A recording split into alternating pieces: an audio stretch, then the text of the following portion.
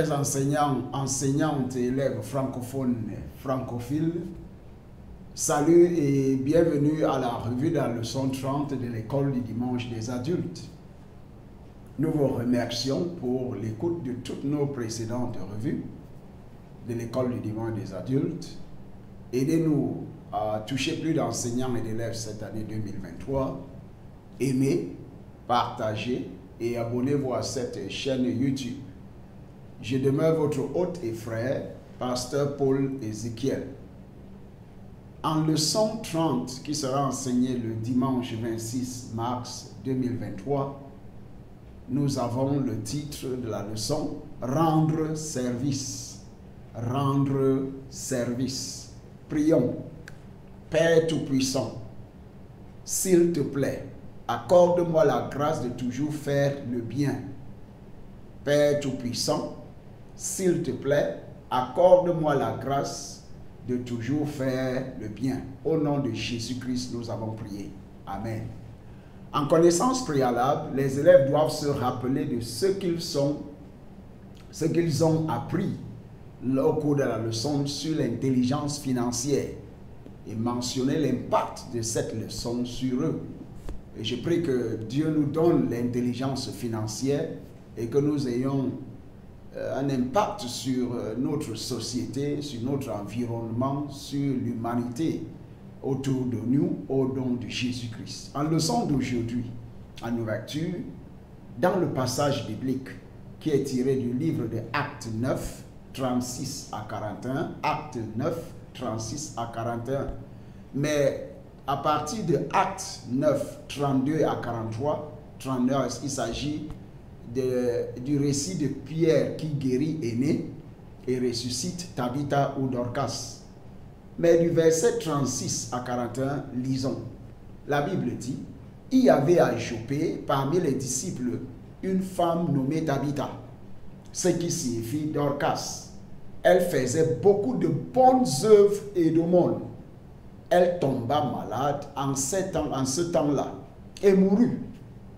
Après l'avoir lavée, on la déposa dans une chambre haute. Comme Lydde est près de Joppé, les disciples, ayant appris que Pierre s'y trouvait, envoyèrent 2 hommes vers lui pour le prier de venir chez eux sans tarder. Verset 39, Pierre se leva et partit avec 16 hommes. Lorsqu'il fut arrivé, on le conduisit dans la chambre haute.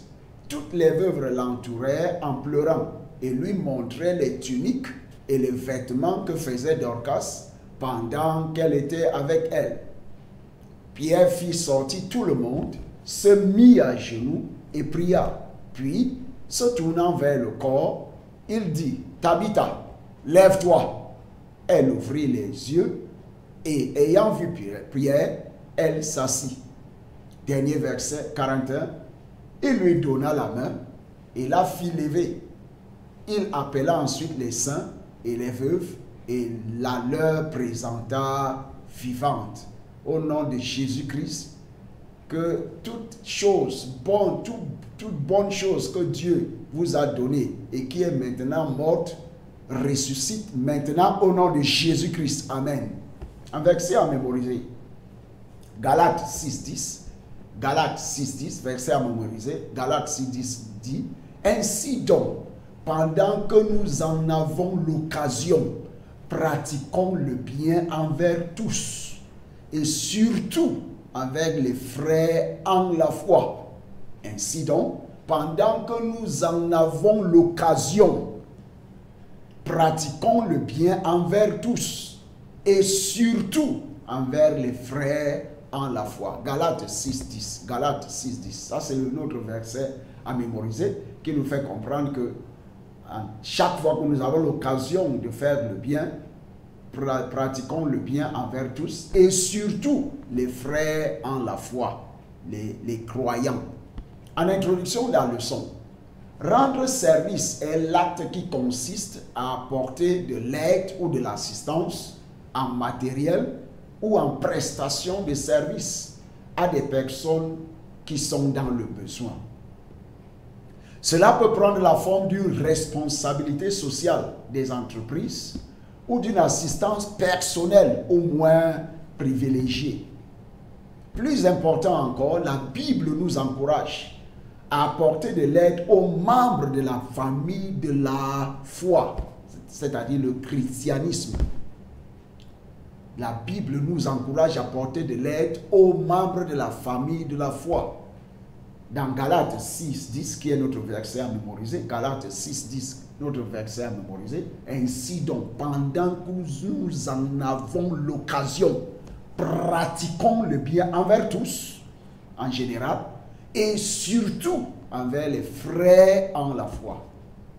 En journal de l'enseignant, il faut vous rappeler que cette partie du journal de l'enseignant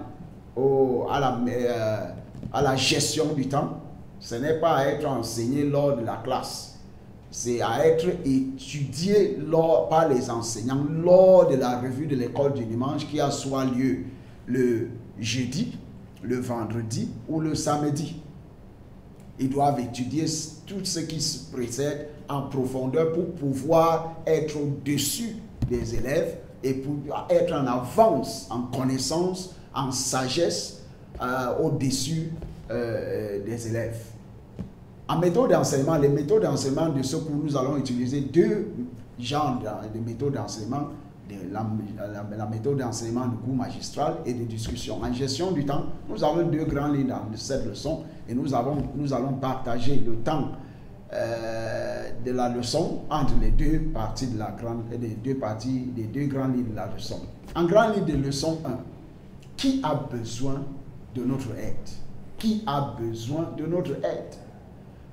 En point A, l'enseignant doit demander aux élèves combien de personnes ils ont aidé la semaine dernière.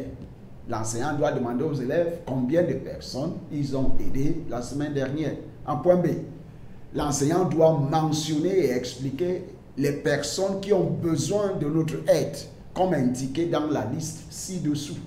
En point 1, les membres de notre famille ont besoin de notre aide, que ce soit la famille immédiate ou la famille étendue. Dans 1 Timothée 5.8, 1 Timothée 5.8, la Bible dit, si quelqu'un n'a pas soin des siens, et principalement de ceux de sa famille, il a renié la foi et il est pire qu'un infidèle. La Bible nous exhorte à aider les membres de notre famille, à prendre soin, à rendre service aux membres de notre famille et surtout les membres de notre famille immédiate, tout en n'oubliant pas d'aimer les membres de la famille élargie. Et si nous ne le faisons pas, nous avons renié la foi et nous sommes pires qu'un infidèle. Et je prie que nous ne deviennons point plus infidèles au nom de Jésus-Christ. En point 2, les frères qui ont besoin de nos services, les frères et les sœurs engagés qui sont dans le besoin, les frères et les sœurs engagés qui sont dans le besoin, comme dans Galates 6.10, Galates 6.10, dans le verset à mémoriser, nous en avons lu, ça c'est la 3e fois. Ainsi donc, pendant que nous en avons l'occasion, pratiquons le bien envers tous, en général, et surtout, en particulier, envers les frères en la foi. En point 3, qui a besoin de notre aide? Qui sont les personnes qui ont besoin de notre aide? Les personnes âgées, vieilles, les vieilles personnes, les personnes âgées, ou bien les vieilles personnes. Dans Lévitique 19.32, Lévitique 19.32, la Bible dit, tu te lèveras devant les chevaux blancs, et tu honoreras la personne du vieillard. Tu craindras ton Dieu. Je suis l'Éternel. La Bible dit, tu te lèveras devant les cheveux blancs, les aînés, les âgés, les personnes vieilles, et tu honoreras la personne du vieillard. Tu craindras ton Dieu. Je suis l'Éternel. Dans le point 4, les veufs ou bien les veuves. Dans Jacques 1, 27, Jacques 1, 27, qui sont les personnes qui ont besoin de notre aide? Les veufs ou bien les veuves. Dans Jacques 1, 27, la Bible nous dit, la religion pure et sans tache devant Dieu, notre Père, consiste à visiter les orphelins et les veuves dans leurs afflictions et à se préserver des souillures du monde. Qui sont les gens qui ont besoin de notre aide, de notre soutien et de notre service? Les orphelins, point 5. Les orphelins, les abandonnés, les impuissants. Dans le psaume 82, 3, psaume 82, 3, la Bible dit: rendez justice aux faibles et à l'orphelin. Faites droit aux malheureux et aux pauvres.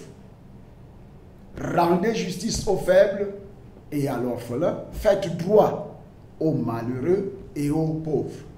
En point 6. Qui ont besoin de notre aide, de notre service? Les pauvres. Dans Proverbe 19, 17, la Bible dit: celui qui a pitié du pauvre prête à l'Éternel, qui lui rendra selon son œuvre. Celui qui a pitié du pauvre prête à l'Éternel, qui lui rendra selon son œuvre. Dans le point 7, qui sont les gens qui ont besoin de notre aide? Les handicapés physiques, spéciaux, émotionnels, mentaux, etc. Dans 2 Samuel 9.3, la Bible dit, le roi David dit: n'y a-t-il plus personne de la maison de Saül pour que j'use envers lui de la bonté de Dieu? Et Tiba répondit au roi: il y a encore un fils de Jonathan, perclus des pieds, infirme des pieds. En verset 13 du 2 Samuel 9:13, Méphibosheth habitait à Jérusalem, car il mangeait toujours à la table du roi. Il était boiteux des 2 pieds. Les handicapés physiques ou bien spéciaux ont besoin de notre service, ils ont besoin de notre soutien, ils ont besoin de notre aide. Dans le point 8, le corps de Christ a besoin de l'aide, de notre service. Comme dans Galates 6.10, dans le verset à mémoriser que nous avons vu plus haut. En point 9, les membres de notre communauté, là où nous avons notre quartier, dans les pays francophones, on parle du quartier, de notre communauté, de notre environnement. Il faut aider les gens, puisque l'aide dont que vous donnez aujourd'hui, vous en aurez besoin demain, par la grâce de Dieu, ou bien vos enfants. Il y a un adage qui dit: quand tout le monde sait, tout le monde est servi. Quand tout le monde sait, tout le monde est servi. Et c'est la vérité. En point 10, la société en général, partout où vous vous trouvez, en tant que chrétien, faites tout pour avoir un impact positif.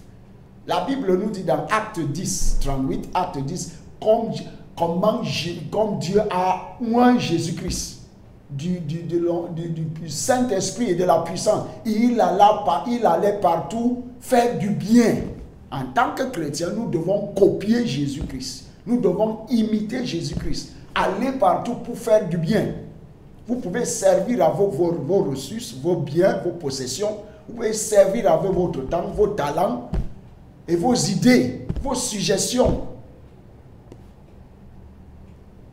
En point C, l'enseignant doit expliquer que l'assistance aux autres peut consister à offrir directement des provisions ou bien des matériels ou à mettre les nécessiteux en relation avec le ou les sources d'aide pour accéder à de bons emplois, payer les factures d'hôpital, obtenir des bourses pour les frais de scolarité des enfants, etc.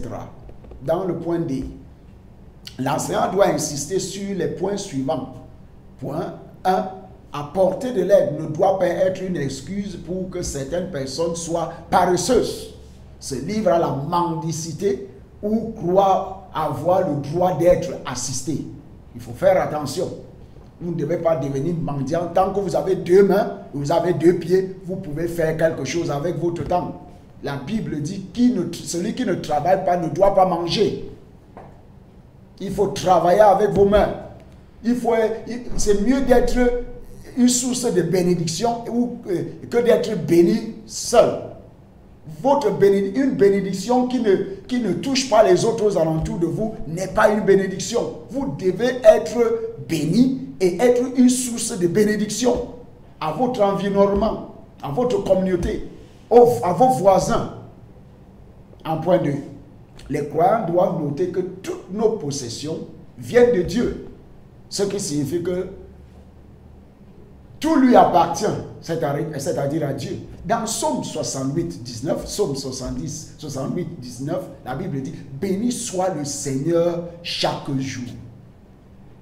Quand il nous accable, Dieu nous délivre. » Dans 1 Corinthiens 4, 7, 1 Corinthiens 4, 7, la Bible dit « Car qui est ce qui te distingue? Qu'as-tu que tu n'aies reçu? Et si tu l'as reçu, pourquoi te glorifies-tu comme si tu ne l'avais pas reçu? Tout ce que nous possédons vient de Dieu. Nous l'avons reçu de Dieu et Dieu ne nous a pas donné ça pour être égoïste. Il nous a donné ça pour être une source de bénédiction aux gens, à nos voisins. Là, le point 3. Les croyants doivent donc être encouragés à donner aux personnes dans le besoin ou à rendre des services utiles, car cela entraîne des bénédictions. Dans le Proverbe 22, 9, la Bible dit « L'homme dont le regard est bienveillant sera béni, parce qu'il donne de son pain aux pauvres. » En point 4, apporter de l'aide sans rien attendre en retour de la part du bénéficiaire est une excellente façon de ressembler au Christ. Vous ne donnez pas à votre voisin ou à quelqu'un qui est dans le besoin parce que vous attendez en retour de recevoir de lui. Non, ce n'est pas comme ça que ça marche. Donnez, oubliez. Dieu peut envoyer une autre personne pour pouvoir vous rendre ce que vous avez donné à une autre personne.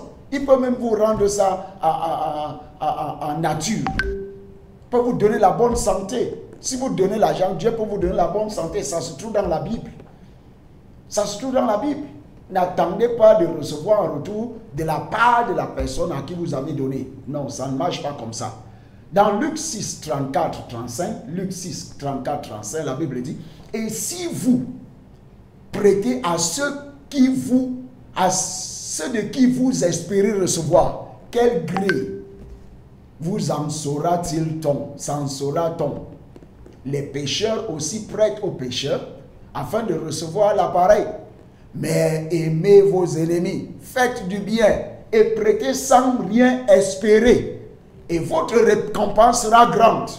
Et vous serez fils du Très-Haut, car il est bon pour les ingrats et pour les méchants. » En activité de classe 1, discutez de ce que nous pouvons faire ou donner pour aider les personnes nécessiteuses. Discuter de ce que nous pouvons faire ou donner pour aider les personnes nécessiteuses. Nous pouvons donner notre temps, notre talent, nos ressources, nos biens, nos possessions, nos idées, nos suggestions aux gens pour qu'ils puissent sortir du problème dans lequel ils se trouvent. Grand livre, la leçon 2. Comment devrions-nous aider? Comment devrions-nous aider? En point A.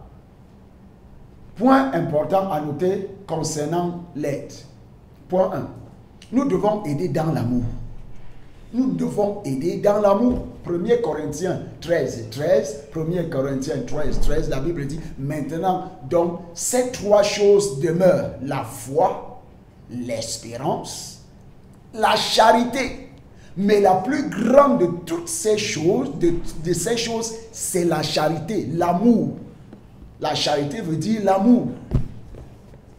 Maintenant, donc ces trois choses demeurent: la foi en Dieu le Père, Fils et Saint-Esprit, l'espérance en Dieu le Père, Saint-Esprit, Fils et Saint-Esprit, la charité, l'amour. Mais la plus grande de ces choses, c'est la charité ou l'amour. Dans 1 Jean 3, 17, la Bible dit: petits enfants, que personne ne vous séduise. Celui qui pratique la justice est juste, comme lui-même est juste. En point 2, nous devons considérer le fait de venir en aide à une personne comme un service à Dieu. le fait que je suis en train de faire cet enregistrement, cet enseignement pour mes frères et sœurs francophones dans le monde entier, ne veut pas dire que j'attends quelque chose de vous. Je fais ça pour le compte de Dieu. Si je sers les francophones, je sers Dieu, qui est le créateur, et le pourvoyeur, le protecteur des frères francophones dans le monde francophone. Faites ça. Tout service à l'homme est un service à Dieu. Dans 2 Corinthiens 9:8, 2 Corinthiens 9:8, la Bible dit, et Dieu peut vous combler de toutes sortes de grâces, afin que, possédant toujours en toutes choses de quoi satisfaire à tous vos besoins, vous ayez encore en abondance pour toute bonne œuvre. Et je prie que Dieu nous donne la grâce, toutes sortes de grâces, pour que nous continuions à donner, continuons à rendre service, continuons à aider les gens, nos voisins, pour qu'ils nous donnent plus de grâce, plus de biens, plus de bénédictions, plus de possessions, plus de ressources pour pouvoir aider plus de gens au nom de Jésus-Christ. Amen. En point 3, à titre d'illustration, donner devait être un signe extérieur de notre amour pour les autres. Nous avons lu le 1er Jean 3:17. Donner devait être un signe extérieur de notre amour pour les autres. Si vous aimez Dieu, vous allez aimer les voisins et vous pouvez donner tout ce que vous possédez. Que Dieu nous aide au nom de Jésus-Christ. En point 4, nous devons donner en attendant que Dieu nous bénisse en retour. Pas l'homme, pas la femme à qui nous donnons, pas le jeune à qui nous donnons, pas l'enfant à qui nous donnons. Dans Luc 6:38, la Bible dit, donnez et il vous sera donné.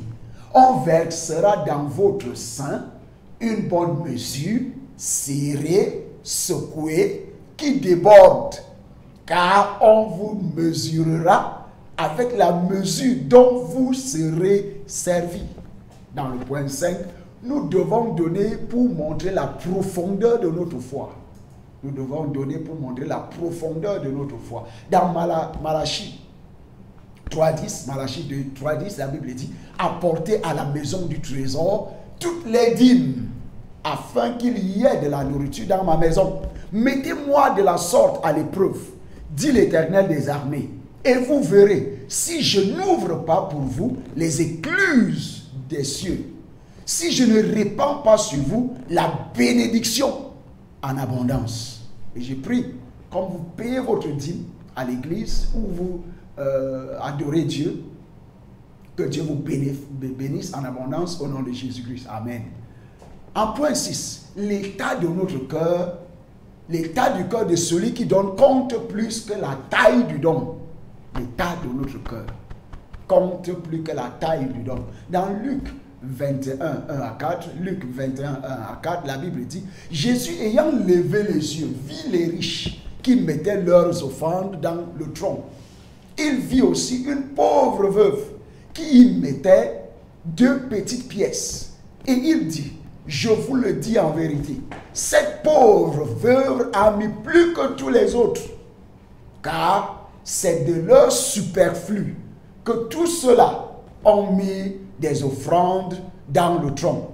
Mais elle a mis de son nécessaire, de tout ce qu'elle possédait. De tout ce qu'elle possédait. Par la grâce de Dieu, mon frère, frères et sœurs, nous sommes arrivés à l'étude de cas, l'injonction de Paul aux croyants de Corinthe. Il nous a encouragés, point 1, à donner de manière généreuse, c'est-à-dire volontairement. 2 Corinthiens 8:12, 2 Corinthiens 8:12, la Bible dit, la bonne volonté, quand elle existe, est agréable en raison de ce qu'elle peut avoir à sa disposition et non de ce qu'elle n'a pas. En point 2, donner avec joie et avec une forte conviction.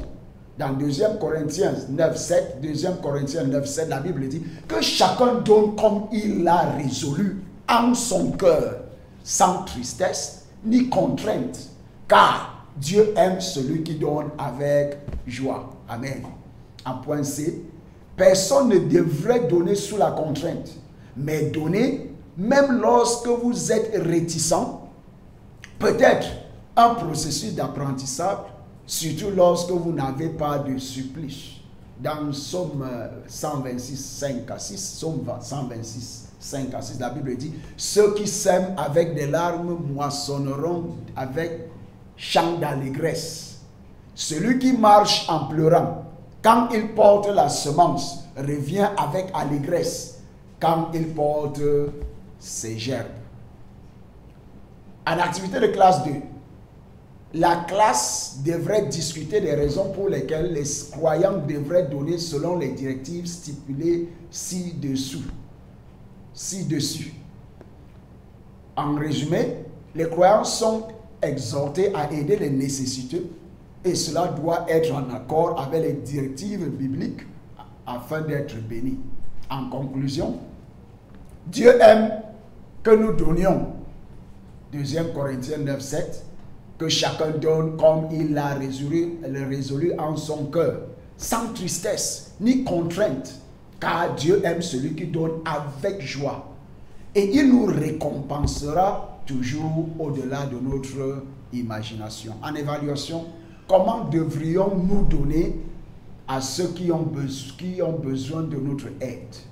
En prière de clôture dans cette superbe leçon, Père, donne-moi à donner, aide-moi à donner aux nécessiteux selon tes directives. Père, aide-moi à donner aux nécessiteux selon tes directives. Au nom de Jésus-Christ, nous avons prié.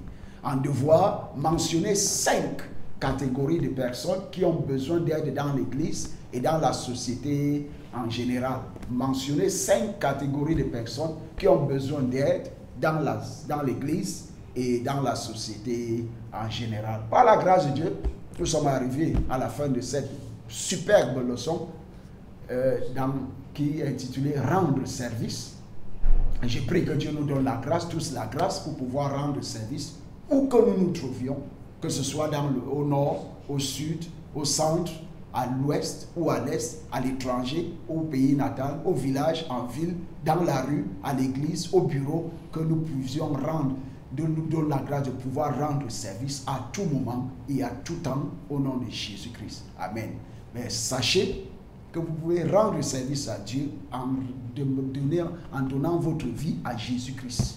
C'est pourquoi Romains 12, 1 à 2 dit le meilleur culte, la meilleure adoration, le meilleur service que nous pouvons rendre à Dieu, c'est de rendre notre cœur, de remettre le meilleur sacrifice, c'est de remettre notre cœur entre les mains de Jésus-Christ, ou bien de l'accepter dans notre cœur comme notre Seigneur et Sauveur et Maître personnel. Comme vous le faites, prenez cette décision aujourd'hui, que Dieu vous bénisse et vous soutienne et vous fortifie et vous affermisse dans la nouvelle foi que vous venez de retrouver au nom de Jésus-Christ. Amen. Que Dieu vous bénisse. Au revoir et à la prochaine.